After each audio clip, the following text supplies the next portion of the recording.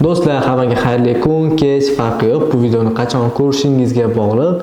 Ko'rayotganingiz bu 024 Akademiya va men Shohjahon Shomurodov. Xo'p, bugungi darsda biz nimalarni o'rganamiz? Bugungi darsimizda biz Odo tizimiga foydalanuvchi qo'shishni o'rganib chiqamiz va keyingisi access right, ya'ni kirish huquqlarini bugun o'chirib, yoqib chiqamiz. Xo'p, bu darsni biz oldin ham o'tganmiz, lekin yana bugun shu darsni olishga qaror qildik. Nimaga? Chunki u darslarda hozir tushuntirib beradigan qismim videoni oxirlarida bo'lgan. Agar sizga shu mavzu qiziq bo'ladigan bo'lsa, bizning YouTube sahifamizga kirib, Ododa qanday qilib professional muhit yaratish degan video chiqarganmiz va o'sha videoni oxirrog'ida shu mavzuni o'tganmiz. Xo'p, har doimgidek ishni birinchi bo'lib Odo bazamizni ochishdan boshlaymiz va video boshidan bir narsani aytmoqchiman. Hozir men demo kompaniyani ishlatyapman. Bu yerda sizga yangi user ochishni o'rgataman va bu yerda hozir 1-2 ta userlar mavjud va o'sha userlar ustida amal bajarib sizlarga bugun darsni o'tib beraman. Xo'p, hozir endi nima qilamiz? Birinchi navbatda settingsga kiramiz, modulga. Va bu yerda ko'ryapsiz general setting, user and companies degan tugmalar deymizmi, qatorlar deymizmi? Xullas navbar bor. Shu navbarda user and companies ni tanlaymiz.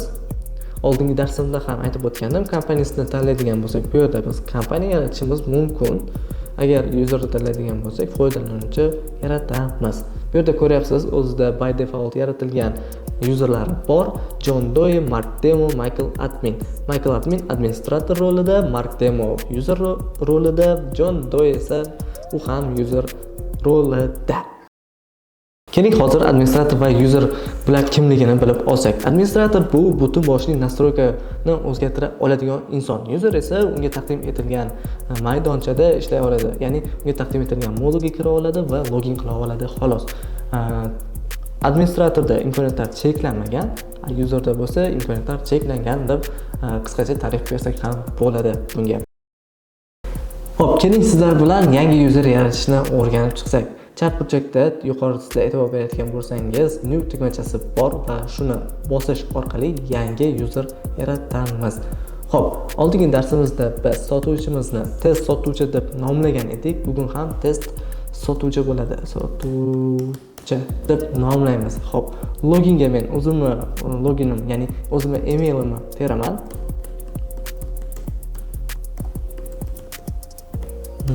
To'g'ri bo'lishiga ahamiyat bering. Fonga ham o'zimnikini teraman, ya'ni fon nomer o'zimning raqamim 9820. Xo'p. Bularni yashirib qo'yaman. Xo'p, mana bu yerda hozir hamma narsa administrator turibdi. Bu administratorlarni no va yokida boshqa optionslarga o'zgartirishimiz kerak.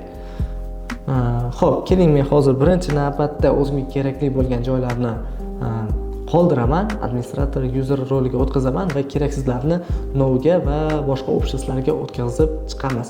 Xo'p. Products create.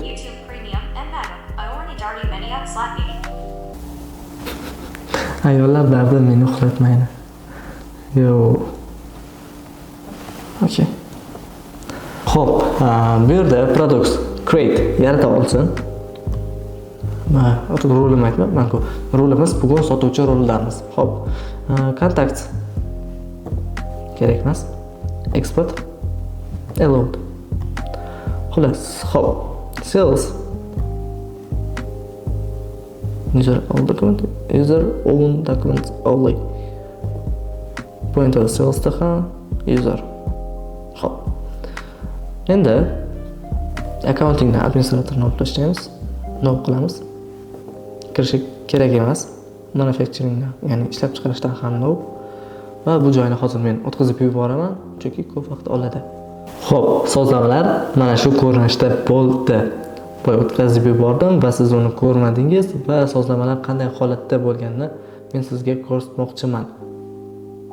Sekin-sekin o'tkazaman. Va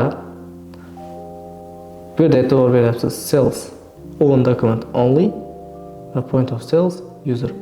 Xuddi mana shunday sozlab qo'ysangiz bo'ladi. Xo'p, endi buni saqlab olamiz. Test sotuvchimiz yaraldi.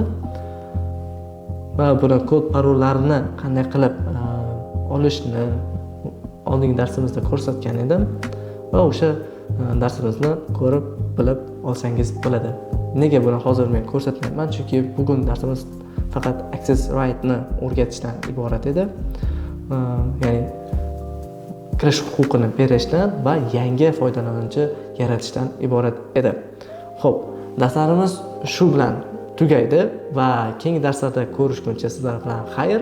Videoni manfaatli deb bilgan bo'lsangiz, unga like bosing, kanalimizga obuna bo'ling va keyingi darslarda ko'rishguncha yana bir bor xayr. Sog' va salomat bo'ling.